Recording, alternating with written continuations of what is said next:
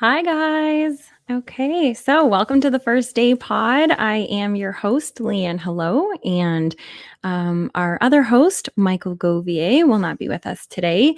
If you guys are, weekly listeners, then you know that he's got softball this summer. And we just weren't able to get our schedules together to do another time. So it is just me. I do not have a guest today. So we are going to be talking about resiliency, or being resilient, or what that means, and how do we navigate it? How do we become it? So I wanted to start off by, of course, thanking you guys for being here. As you guys know, I say it every week. Mike says it when he's here. We love the communication and we love doing this live. So we're able to talk back and forth with you guys through the comments. It's what makes the show, really. So if any of you guys know, if you're new to the show, then you know, or you won't know, we do a book club every week on Monday, 8 p.m. Eastern time until 9 o'clock. And this book that we're doing right now is Breaking the Habit of Being Yourself by Dr. Joe Dispenza. So it was interesting because we are on chapter 2 and 3. And I read that today.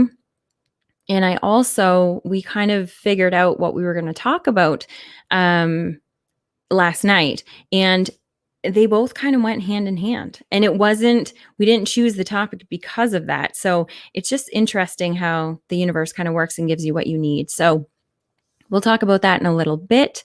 I will tell you how we kind of came up with this. So, I was talking to Mike and I said, okay, so I gave him a couple ideas and hey, Ed, good to see you.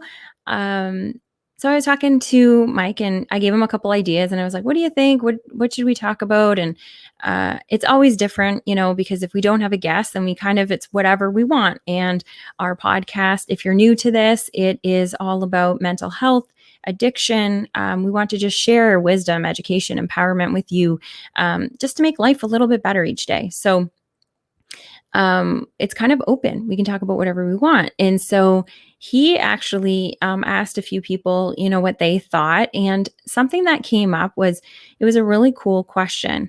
And they said, what if you guys talk about, like, how long can we kind of wallow in our stuff and that's okay? And that's, self-care and taking care of ourselves and giving ourselves grace. And where is that stopping point of like, okay, that's enough. We need to move on. Should we be wallowing at all? Should we be? So then that really came down to the idea of resilience. So we thought we would talk about that today. As always, this conversation may end up skewing in another direction depending on the questions that you guys ask or the comments that you guys have. And that's what I love about it. So we are going to start with resilience and then we are going to move our way through it. So what resilience really is, and I'm not an expert. I'm just going to throw that out there right now. This is everything that we're going to be talking about is either going to be my opinion or stuff that I found while I was doing a little bit of research for this. And again, we kind of just thought about it now. So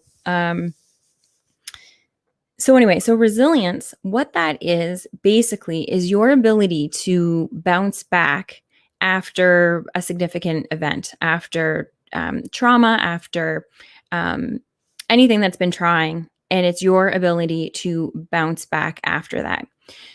The big caveat that I want to be able to explain, and I think this is really, really important in anything that we're talking about when we're talking about well-being, when we're talking about mental health, when we're talking about techniques and strategies, is that we're all going to have moments and we're all going to have situations that are going to come up that are not going to be great. We're going to have people that are going to pass away. We are going to have troubles. We are going to have family members that are going through things. We are going to have loved ones that are going through things. So resilience is your ability to bounce back or to navigate through in a kind of a better, not better, but an easier way, and a way of being able to protect kind of your mental health while you're going through it or when you're coming out of it. But it is not to say that you are not going to have feelings of sadness and grief and you're going to go through all of those natural human emotions. And if you're not, that's when you want to start questioning, why are you not feeling those feelings too? Because it's okay to feel those feelings. So I just want to put that kind of caveat in there, because I want you to realize that when we're saying whatever this conversation is going to turn into, it's not a, be strong, don't show your emotion. That's not what it is. It's just, how do we get out of it in a way that we're able to still function, in a way that we're still able to do our daily task and move on. So oh, Ed, very nice. Okay, great. What an awesome topic. Okay, well then I am looking forward, Ed, to hearing your thoughts on this too. So whatever you want to chime in, please feel free. So that's kind of what resilience is. And I was looking in, I wanted to see, are you able to build resilience? And are you able to, or is it just kind of like some people are wired that way and some people aren't? And that was what was really exciting about the chapters that we're reading in the book right now that we're going to be discussing tomorrow. And it is all about the mind-body connection. And the whole thing, so we talk about this a lot and we know that there is a connection. What I love about this book, even though this book was written in 2012, so we've come a really long way even from that. But this book is like the scientific way of explaining all of kind of the soft skills that we kind of already have known, and the ideas that we know about the universe. But this is actually like all about quantum mechanics, that it's a real thing, that there really is a mind-body connection. One of the things that they talk about, and I can't remember exactly what it's called, but it's something like the thinking feeling loop. And so our feelings are based off of what we think, but eventually our feelings are off of what we think. So we think something and then we feel it. But if that ends up happening too often, then it ends up turning out that our feelings then make us think what we're thinking. So it's this loop, and it keeps going and keeps going. And so you can't get out of it. So that's where, when we're in these situations that, we've always been the victim, or that we've always felt guilty, or that we keep finding evidence of why we're the victim. And oh, there it happened again. And oh, they treated me that way again. And we keep building this, and we have these thoughts and we think them, and then we start feeling like the victim, and then we'll start finding the evidence, and then we'll start thinking that way. And then it'll be this constant loop, and you won't get out of it. So resilience, you're going to have a really hard time building that if you're in that loop. And so there's a lot of things that we can do to kind of get ourselves out of it. This book, I'm really excited, like super excited to be reading the whole thing with the group. So if you guys are interested, again, it's free. It's 1 hour Monday nights, 8:00 Eastern time. And we've actually got a free PDF. So if you don't want to buy the book, me personally, I always need to buy the books because I love having the actual paper that I can write on and highlight and all that good stuff. But we have the free PDF for you as well. And there's a free audio version. So we would be happy to have you to discuss all of this, because you're going to have a lot of really good ways of kind of breaking the habit of being yourself. So, and the way that we're thinking. So one of the things that in the research that I was doing about how to build resiliency, one of the big things is flexibility and being open to change and understanding that things change. And I have fallen into that trap of wanting to control so much. And, you kind of wear being a type A personality as a badge of honor. And sometimes, you know what, it just isn't. Not trying to control everything, especially the uncontrollable, will really wreak havoc.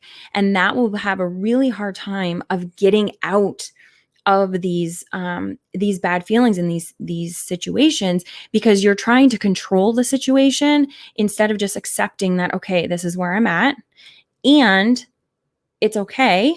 And it's funny, that wasn't planned, but I want to say thank you to Janice. Janice is one of our listeners, and she's in our book club, and she's probably here. She's going to be in the comments soon, I'm sure. And she pointed out to me, she gave me this shirt, and I don't know if you can see it, but she made it for me, her and her daughter.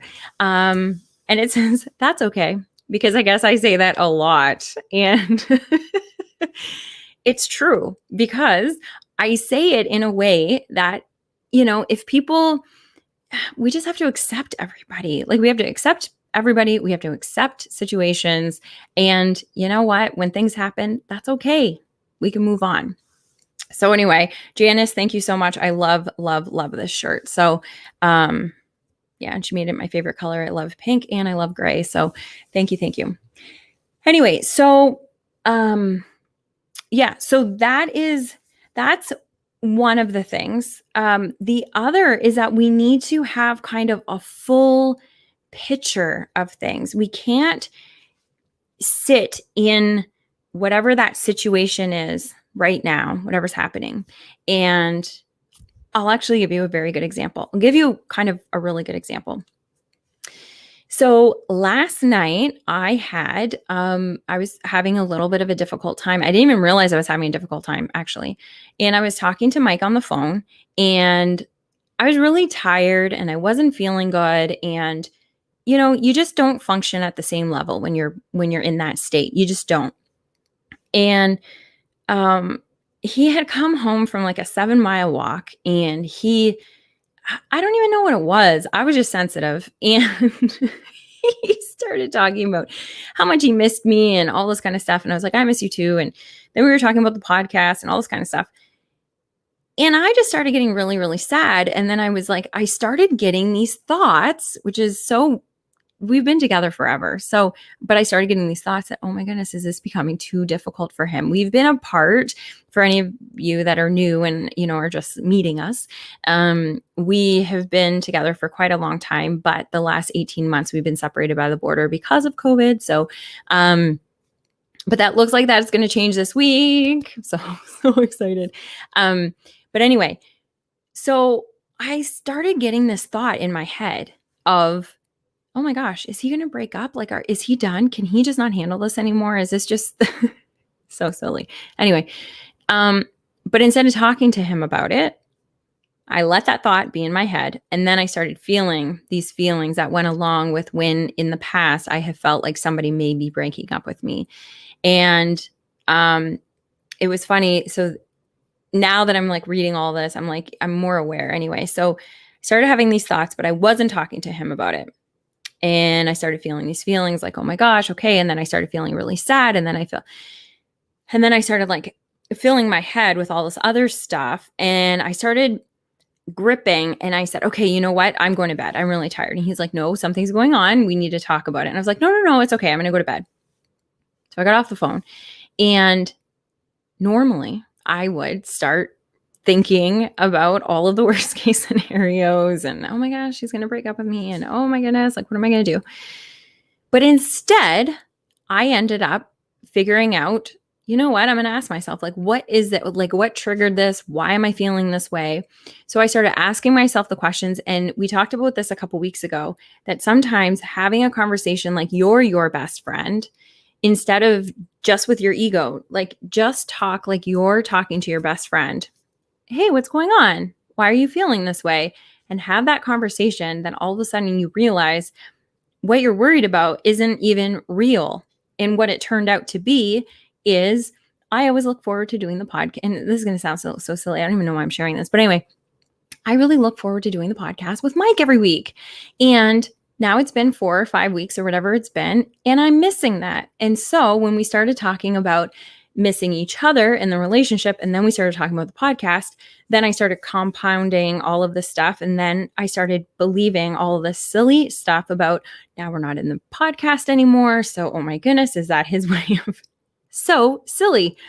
So instead of me ruminating in my head, thinking and doing that loop of like, I feel awful. Oh my gosh, I'm thinking these bad thoughts. And I just called him back up and I was like, hey, this is what I'm thinking. Is that true? Like, are you feeling that way? We need to talk about it. And he was like, that doesn't even cross my mind. And then we were able just to work through it. So seeing the big picture is huge, and not sitting in your head, being able to talk to other people. So building community is huge. And if that can't be a significant other, that's fine. The majority, like there's so many of us that are single that we don't have a significant other, but you can find either a community of people that you can talk to. You can find whatever you're feeling. I promise you, there's probably a Facebook group that's dedicated to people that are going through the exact same thing. Therapists, counselors, family members, if you have family members that you can confide in, friends. Building a community that you can discuss what you're going through is huge for building resiliency or becoming resilient, because you're able to see the patterns that you create for yourself and then ways of getting away from it. So for me, I know one of my patterns is sitting in my head thinking I can do this alone, and then it never works out well when I do that. So now I know that I have to either go to the source of where I'm having the issue with, or go to, if it's not with Mike, maybe it's with a friend and I have to go directly to them or to my family or whatever. So anyway, so that's one of the things is really starting to have a conversation with yourself to see what you're feeling and why you're feeling that way. So then you can kind of look at it in a bigger picture, and open up your blinders. So it's not just, I'm in this situation, I'm never going to get out of it. I'm going to stop there just for a quick second because I see Ed said something and I always love his comments. So I'm going to throw them up on the screen here. And actually, I don't know that I'm going to be able to do the whole thing here. So anyway, it says, for me, my resilience began with help from others. Okay, here we go. That's great. The help was not about telling me what I needed or what I should do. The help allowed me to vocalize my problem. I felt like a real person with value. The other was about recognizing my thoughts and feelings. Oh my gosh. Okay. So this is great. Okay. They were all the same. How worthless I am, how I'm a failure, etc. So I questioned those thoughts, wondered what would happen if I created a new thought. I belong. I'm worth it. They sounded unbelievable, but I wondered why I did. But I wondered, why did I? Okay, and then what is this? Okay, so that cut off, so I'm not able to finish what that was, but he has another part of it, and it says, so I changed my thoughts slowly. Then, through more positive actions is key. We need to get back to that. It also helped to continue to change those thoughts. I learned I can't trust my thoughts, but I could act my way into good thinking. Amen. Thank you, Ed. Yes, yes, yes. Okay, so that is huge, huge, huge, huge. So Mom and I were actually talking about this today, and not about resilience, not about the podcast, but more about the book. And one of the things that they were saying in the book is that you cannot, if you have negative feelings, so if you have that negative feelings, not just the thoughts, but you feel that negative or negativity, you can't stop it just by positive thinking. You can't do it, because your mind and your body have to be aligned in order for you to start becoming that person. So if you want to become a happy person, you can't just think happy thoughts. You have to feel happy. If because if you're really sad, I can almost guarantee you, if you feel sad, you're thinking sad thoughts. I'm almost certain that you're not thinking really happy thoughts and you're feeling really sad. When it's really deep and it's really becoming part of your personality, it's because they're both fully aligned. So you can't just think positively and then it can make you happy or it can get you out of it. What Ed is saying is that he can act his way into good thinking. And so that is huge. And that is like a key component of anything that we're doing for our mental health. It comes in the action, because the action takes us out of our head. And that is where all the trouble is, because that is where all of our conditioning is.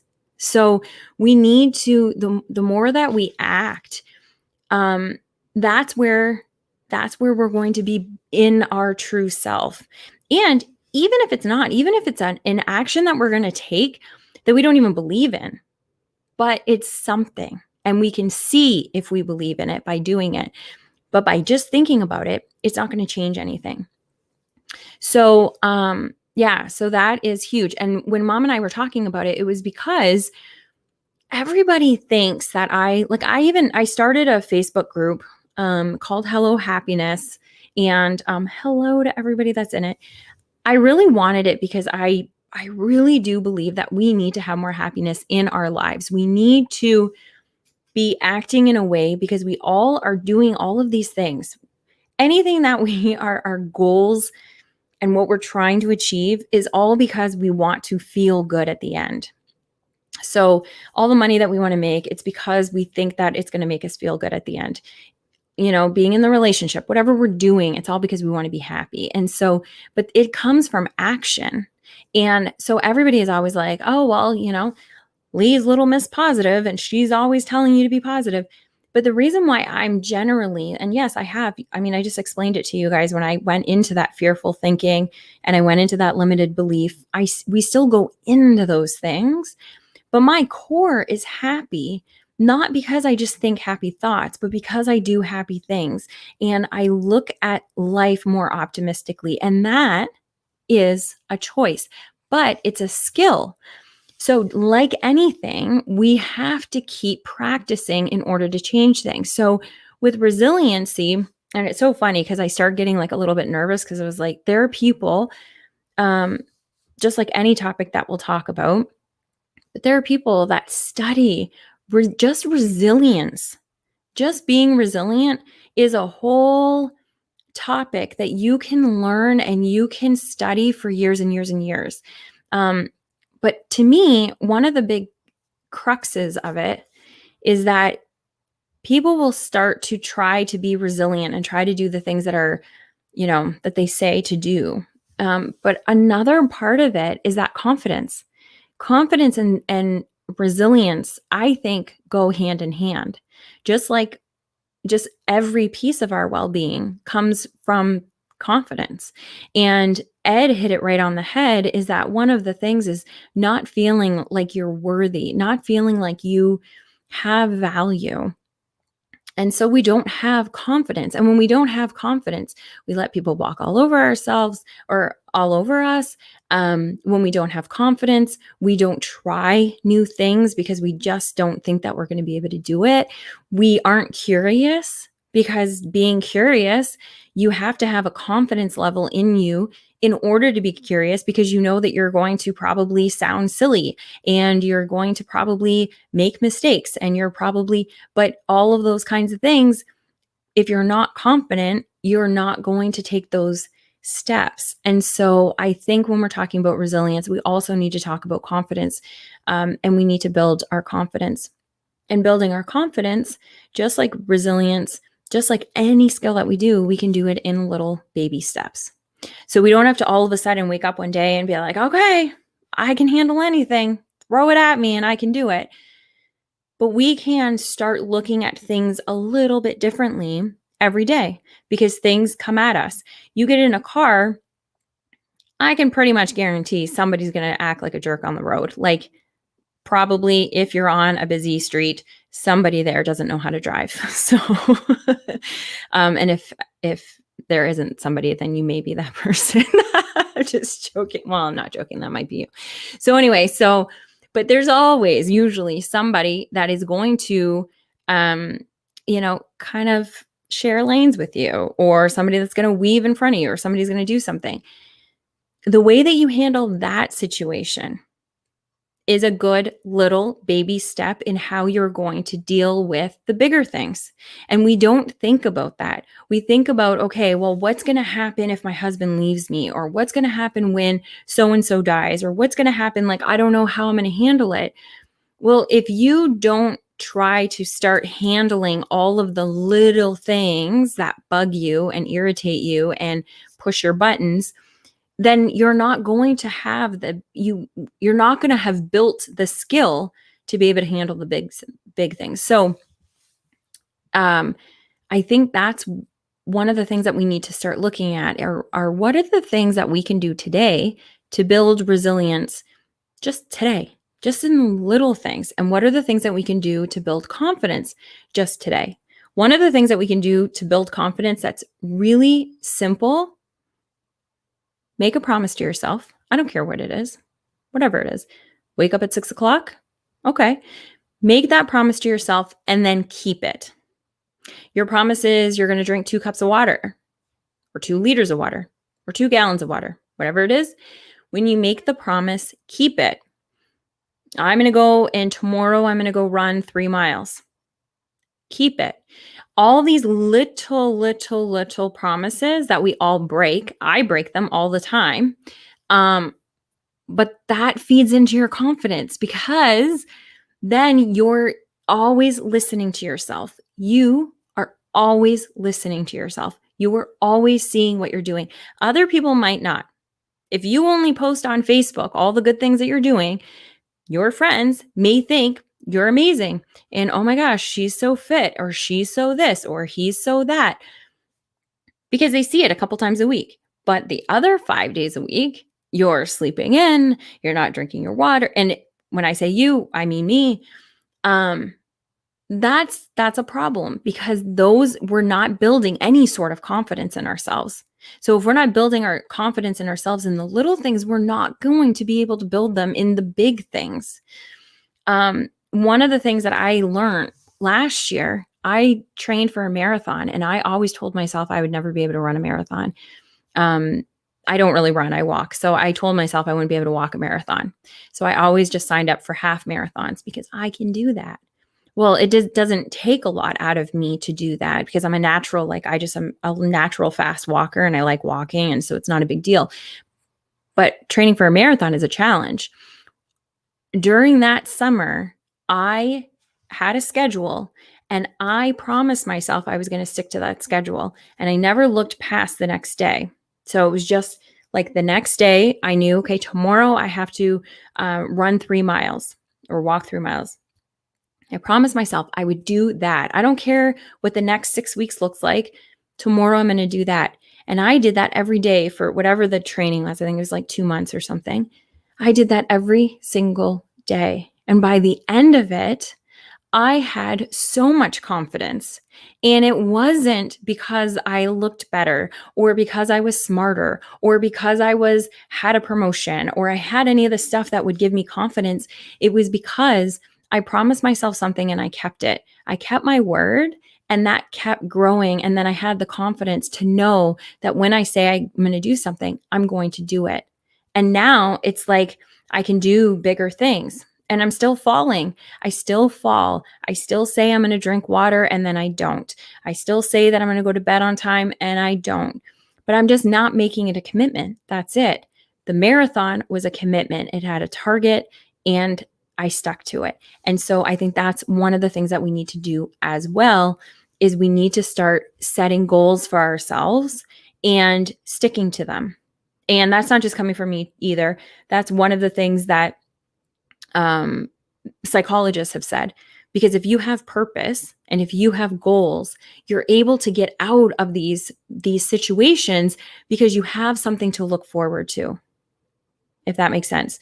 So even when, somebody passes in your life, or even when you go through a major tragedy, I want you to grieve. I don't want you to push that under the rug. I don't want you to say, hey, I'm fine. I'm going to work. Like, I'm great. Still grieve with your family, still grieve by yourself, still do the steps of what you need to do. But is that okay that a month later you're still not going back to work because you just can't go on because they're no longer here? That's not fair to you. That's not fair to them. And there comes a certain point that we need to have goals that are bigger than us that can push us out of these poor feelings. So I'm going to, again, stop there and see what, Ed has to say. So he says, resilience is a challenging goal. Will not be attained in one day. Absolutely. Starting with one goal a day, then slowly build on those daily goals. It's like I'm reading your stuff first. This is so awesome. Eventually, these actions will become a habit. Amen. Then they become a behavior. Before you know it, you look back and you see how much you changed. Awesome, awesome, awesome. He says, I use the word goal like you use the word promise. Use the word that inspires you. Gosh, I love him. I should have him on the podcast one day. Haha. And that's funny because we just had him. So if you guys are new, you guys can look back 2 episodes ago, and he came on and shared his story and some just amazing pieces of gold to move forward and to build resilience. We actually kind of talked about that in that podcast episode as well. So that is some of the things. Community is huge. Community is big. Perspective is huge. Looking at things that we can control and that we can't control. Somebody remind me what that, I think it's like an AA saying or something. Grant me the serenity to deal with things that I cannot change, something for me to be able to change the things that I can, and the wisdom for me to know the difference. That really butchered that, and I'm sorry, but that is a really good thing to live by, because especially if you're type A, especially if you're a go-getter, you want to believe that you can change everything, that you could just, if you work hard enough, you can change things. And there are just some things that you just can't change, and some things that are just not worth changing, because the amount of energy that it would take to change, especially somebody else, you only have so much energy in a day. And you're taking that away from building your gift for the world. And so I think that we need to really understand. Oh, thank you, Michelle. Okay, so Michelle says, God grant me the serenity to change the things I can and the wisdom to know the difference. Yes. And I think there's a piece in the middle there too, but thank you so much, Michelle. It's a beautiful saying, and that's huge. And that's huge in building resilience, because there's a lot of things that we just can't change. Somebody passes in our life, we can't change that. And so one of the things that people hang on to is, why did that happen? I wish that didn't happen. And we can feel that immediately, but then holding on to that, you can't change it. It doesn't matter how much we talk about it, it's not going to change. And so why put that much energy into it? It does not mean that you don't love them. It's not that means that you don't miss them, but you can't change that. It's unfortunately over now. You can pray to them. You can keep their spirit alive. You can keep the memories alive. You can do all of that good stuff. And that's okay. But you can't bring them back. As cold as that sounds, but we know we can't bring them back.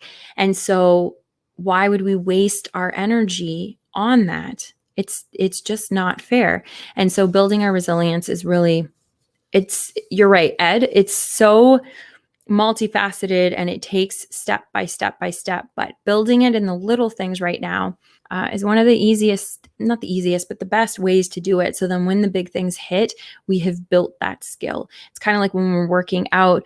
If I'm going to go in, I'm going to lift weights. Well, you can tell I don't lift weights the way that I'm doing it, but, and if you're listening on the podcast, we do this podcast on YouTube and on Facebook at First Day Pod, and we do it live as a video. And so that's why a lot of people can see what I just did, and I prove that I do not go to the gym. But anyway, if I'm going to go lift weights, I'm not going to be able to lift 100 pounds right away. And rationally, everybody understands that. They say, well, of course you're not going to be able to. You have to build up to it. And when it's physical things, and I think we've talked about this before, I'm sure we have, when it's physical things, we all have our head around it, and we can say, okay, yeah, well, you just have to build that. You just have to work and start small and then keep going and be consistent. And then eventually you'll be there. Well, why do we think that we should just be there with skills that we were never taught? We weren't taught to be resilient. We weren't taught to be confident. That is for sure. Even if our parents tried, our schoolmates definitely helped not give us confidence. And so we're expected somehow, as becoming an adult, as soon as you turn 18, well, you should be confident. You should have resilient skills. You should have communication skills. You should have all these kind of things. And we just don't. And then we're afraid to try and we're afraid to build because we have this expectation that we should be at the certain level. So I think as soon as we understand that really none of us are at any, like my resiliency might be higher than you, but your communication level may be higher than me. Like we all have these skills and we just can keep growing by talking and having these conversations, which I think are really, really important. Ed says he's got the middle part. Okay, so God grant me the serenity to accept the things that I can't change, to change the things that I can, and the wisdom to know the difference. Yes. Okay. So thank you, Ed, and thank you, Michelle. So what else? What else do we want to talk about resilience? Some of the other things that they were talking about too. I did a little bit of research because I just wanted to see all of this that I've been talking up until this point has just been like my thoughts. And so again, I'm not a professional, but I do know that I have somewhat of I've built that skill. And I don't really know how I did it, but I do think that I did it slowly. I think I did it slowly in school. I was bullied. I mean, I feel like if you weren't bullied, it was probably because you were the bully. And there's always only one bully in the classroom. So if there were 30 kids, there might only be one kid that wasn't a bully, but he was probably bullied somewhere else in his life. So I feel like we've all been bullied. But anyway, I really wanted always to be, I didn't want to be, but I was always kind of like a happy kid. And I always wanted to like make other people happy. And that was kind of like my jam. Like I loved it. So I naturally kind of looked at situations with the silver lining. I always kind of looked at the cup half full. And sometimes, in your 20s, people judge you on that. And they talk about like, oh, is everything like rainbows and butterflies? No, it's not. But we get to choose how we respond to things. Right? Like we just do. And, except for, I'm not ever talking about people that do have major mental illness, that it's a chemical imbalance, or there's something that, they had trauma to their brain and it is not functioning properly. I'm never talking about people like that, because God love you. Like, I think about that so much, because they can't change. They can't make these choices because their brain, unfortunately, pieces of the brain are not firing the way that it needs to in order to do that. But the majority of us are not in that situation, even if we deal with depression. Look at Ed. I want you guys to go back. If you haven't, been a follower, look back 2 weeks ago. So this is, I think, 71. So I think it was like episode 69. Look back at that. Ed has, I just hate bringing it up, Ed, but it's just so important. Ed has gone through suicidal thoughts and tried multiple times in the double digits. And he eventually got to the point that he was able to choose a different path.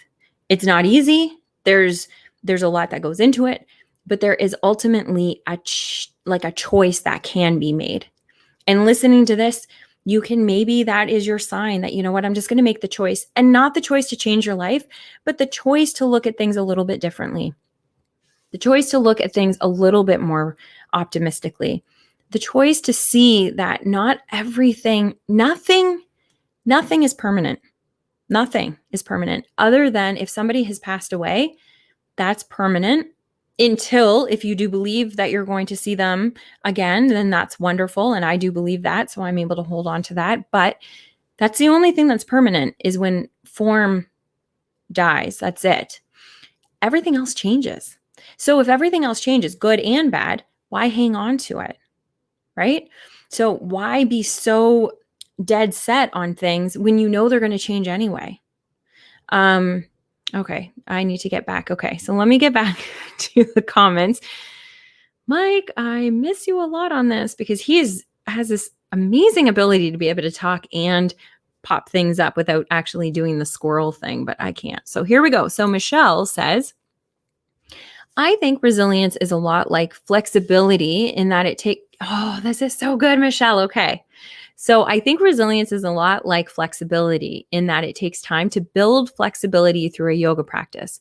It is a practice to become physically more flexible. Flexibility is a practice with respect to our thoughts and feelings also. Boom. Absolutely. Michelle, that is amazing. Yes. And that's actually one of the keys, flexibility. And I wish Matt was there's a term that they use in psychology, and basically I can't remember that, but there's a word that they use, but it basically means flexibility. I'm so glad that you brought that up.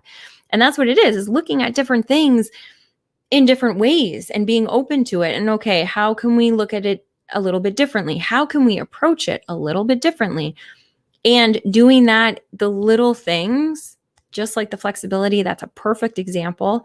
I'm not going to be able to do the splits right away, but if you keep doing it, eventually you'll get there. Amazing.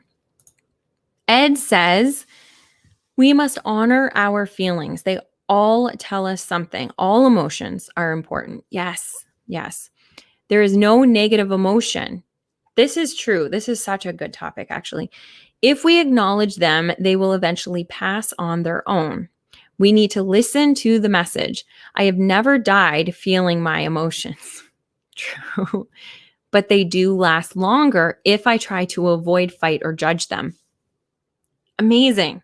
Amazing. Yes. Okay. So you guys, I just thank you very much. Michelle and Ed, this is wonderful. So let me put this back up here. So when Ed is talking about they do last longer if we try to avoid them, that's one of the things. So in the beginning, when we were talking about being able to have that conversation with ourselves, so we can see, why are we feeling this way? What thoughts are creating these feelings? And talk ourselves through it, then we're kind of shining a light on this darkness, and all of a sudden the dark goes away. There's another term in psychology. I can't remember what psychologist. Anyway, I can't remember who coined this, but there's a term that they say, name it to tame it. And that's exactly what it is. When you have these emotions or you're having these feelings, if you just keep like, oh my gosh, I can't handle this, you're not going to be able to handle it. But if you can say, oh, I'm feeling, and name it and explain it, then you're able to kind of tame it. You're able to kind of see that, okay, I'm feeling sad. Why am I feeling sad? What triggered this sadness, and who triggered this sadness, or what memory triggered this sadness? And having these conversations, you can kind of realize that, oh, that's because I was conditioned that when somebody says this is how I should feel. Or in the past, when somebody said A, it usually led to B. And so because they said A, I think B will happen, even though it won't. I.e., when I had the conversation with Mike and he was talking about seeing couples and missing us, and it's very difficult. When I hear, oh, this is difficult, I think, okay, he can't handle it because other men in the past have not been able to handle things. And so if he can't handle it, then that means that we're going to break up, and that's where I'm going to go to. It is this loop that is so ingrained that it's a habit. Even if it's not with the same person, it's just you have all these senses that just like pick up on something. It's so incredible. Anyway, and then the other thing that Ed said that I thought was really good is when he was talking about there's no negative emotion. So we, as humans, characterize anger, sadness, all of these kind of feelings or emotions as bad or negative, but they're not. They're all part of it. And so we just have to reframe the way that we look at life. And we have to reframe the way that we look at our feelings and our emotions, and start asking questions about, where did this belief come from? That's huge too, because a lot of our beliefs, it's not our beliefs a lot of the time. A lot of the time is because we were told, either by a parent or by a family member or by a friend or by TV, that if we feel this way, it means this, or if this happens, we should feel this way. And we just get into this bad loop. So asking more questions, really, really important. And again, asking questions comes from being confident. So building our confidence, it always goes hand in hand.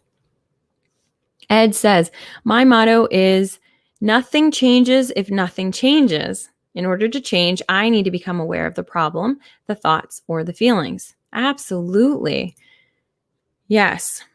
Yeah, if we keep doing the same thing, we're going to keep getting the same result.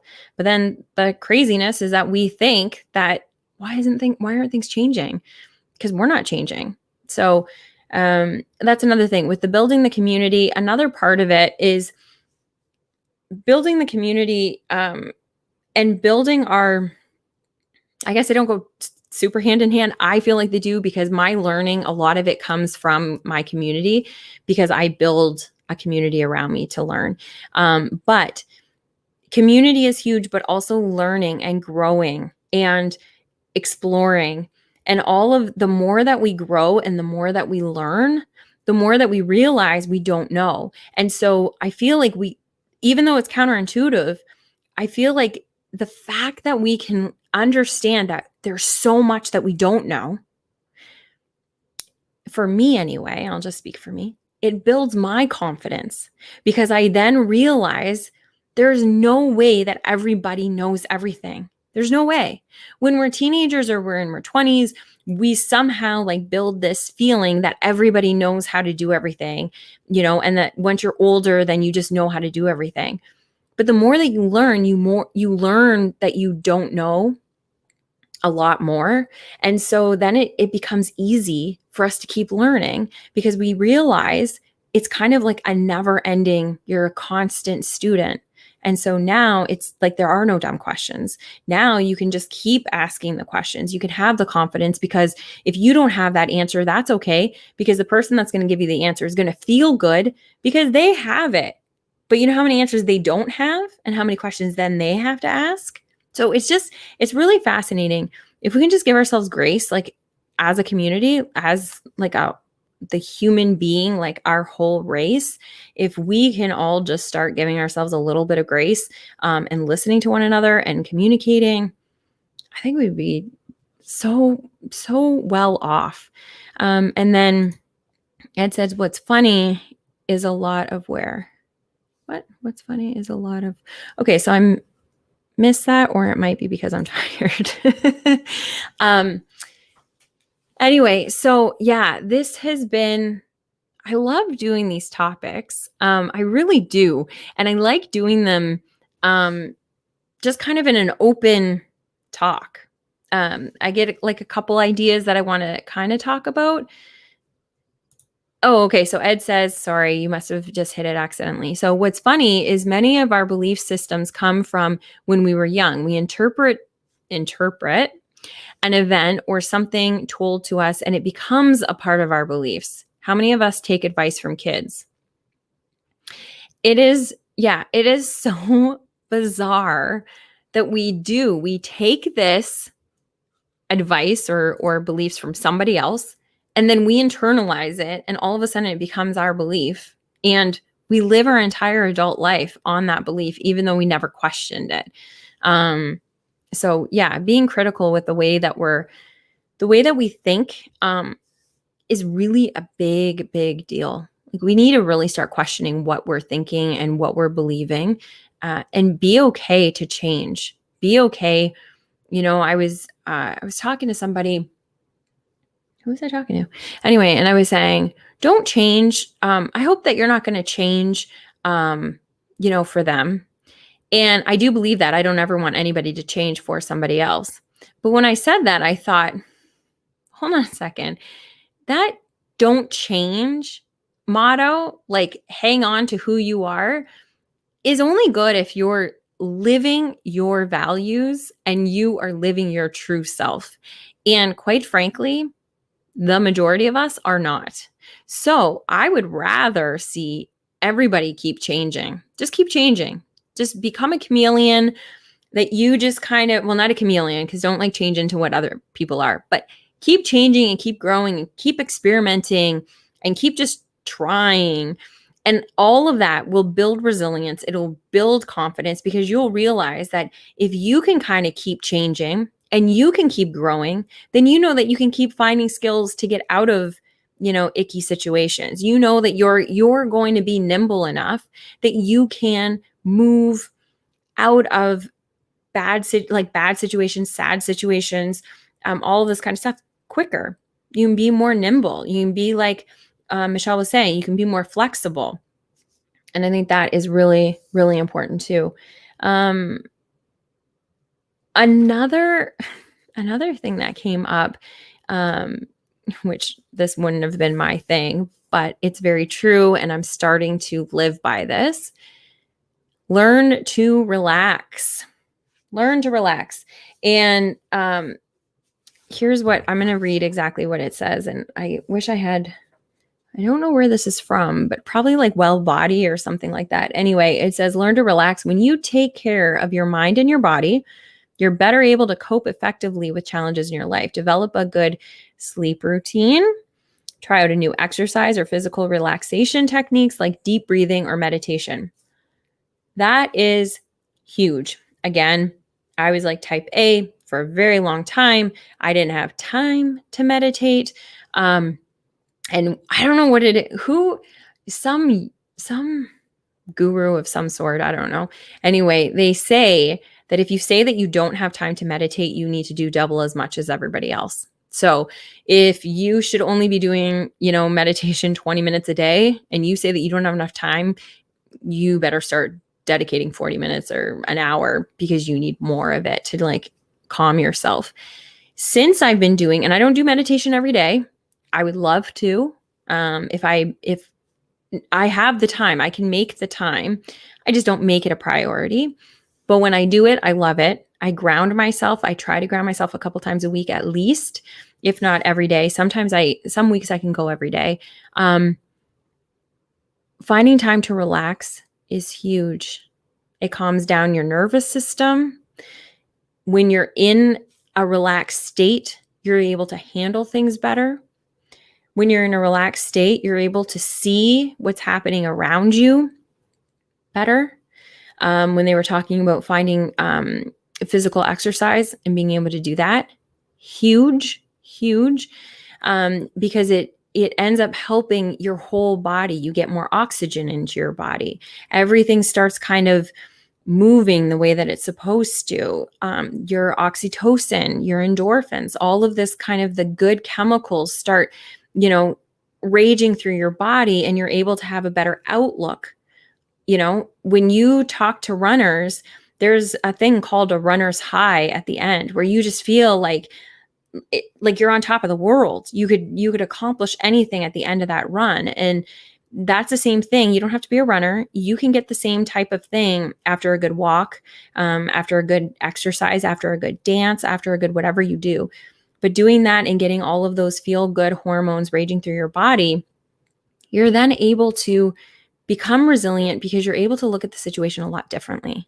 And looking at it and changing your perspective is huge, but you can't change your perspective if you're still in the red zone, if you're still in this space that you can't see out of it. That is just like, oh my gosh, this is the end of it. I can't do anything. Oh my gosh. And if you're in this, how do you see anything else? You have no space to see anything else. And so relaxing sounds kind of counterintuitive, because it's like, no, if I'm going through this, I need to grit down and I need to find a way out. Sometimes you don't. Sometimes you need to just calm down, remove yourself from the situation, find peace, go inside. It sounds really woo-hoo-y, guys, but it's true. And if we can calm our nervous system down, then we're able to do a whole heck of a lot more. And we're able to handle our family members more when we're going through these situations. We're able to speak better to people. And the other thing about the sleep is huge. Ever since I've been dating Mike, he has made that a very big priority in our life because he knows how important it is. Again, as a type A, I wore 2 and 3 hours of sleep as a badge of honor because I thought, oh my gosh, that's so good because I'm so busy and I'm so important. So dumb. And so now I get 7 hours of sleep. If I don't get 7 hours before, if I got 3, I was like, hey, I like slept in. That was awesome. Now I get 7 and I shoot for 9. I shoot for like 8 to 9. I would love it. But if I get 7, I'm very happy. And so it helps your nervous system. It helps regulate everything. And our body is an amazing machine. And our mind, we haven't even tapped into what our mind can do, guys. And so we need to take care of it. And sometimes that's just being calm and quiet. So let me go back here because we've got a couple more things. And Ed says, I'm sure I was a bright 7-year-old, but my fears at 7 don't need to exist now that I'm 50. I can handle a lot more than when I was 7. Very good point. Absolutely. That's the thing too. We're able to deal with a lot more because we've been through a lot more and we have evidence that we've gotten through it. Anybody that is listening to this right now has gotten through everything that they've been through up until this point. Fact, right? Even if you're in something right now, you have other things that you have gotten through. And so that is evidence that you will be able to get through this as well. And with every experience, we're building that muscle. And we're, like Michelle said, we're building that flexibility. Ed says, relaxing is very important. I always recommend Netflix and chill. Ed, do you know what that means? And he says, I don't start my work shift without a quick meditation first. Really? 3 to 5 minutes is my gift to myself. That is beautiful, Ed. That is awesome. And that I love. I feel like maybe we'll end. Oh, there's Mike. Hey, Mike. He says, yep. So, yep to something. Oh, gosh. Okay. So, sorry. This was probably a private thing. John says, I need a COVID test. Yeah. So, Mike hopefully is going to be coming over this week, but now we're having to deal with trying to figure out what all of the things are that he needs to do. And I think he needs to get an app of some sort. He needs to get a COVID test anyway. So it's getting there. It's getting there. Super exciting. So anyway, I'm going to end on this note with Ed saying that he gives himself 3 to 5 minutes of meditation before he goes into work as a gift to himself. And the reason why that is super important, 3 to 5 minutes we all can do. When we go on our phone, I promise you, if you're scrolling, you're probably wasting 3 to 5 minutes. Instead, go to a Calm app or just put your phone away, and 3 to 5 minutes can change a lot. So Ed, thank you so much. Michelle, thank you for being here. Thank you for commenting. Mike, hello. And anybody that is watching this in the replay, listening to us in the podcast, I thank you so much for listening to us.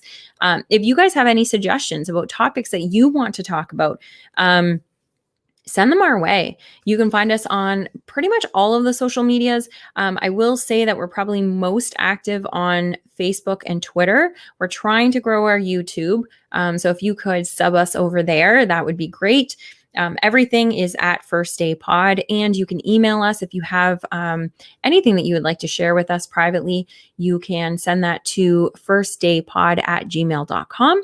Also, what we used to do is we used to do listeners' questions. Now we do like a live here, which is amazing. But if you're not able to watch us live, but you do have questions that you'd like us to show or go through on the podcast, please feel free to email us those questions and we'll bring them up on the next show. So that is it. A reminder, we've got the book club, Breaking the Habit of Being Yourself. And again, if you want to be a part of it, just DM us or email us. And I think that is it. So thank you very much. A big hug to you all. Thank you for all your comments, and we will see you next week, Sunday nights at 8 p.m. Eastern time. Thanks, guys. Bye.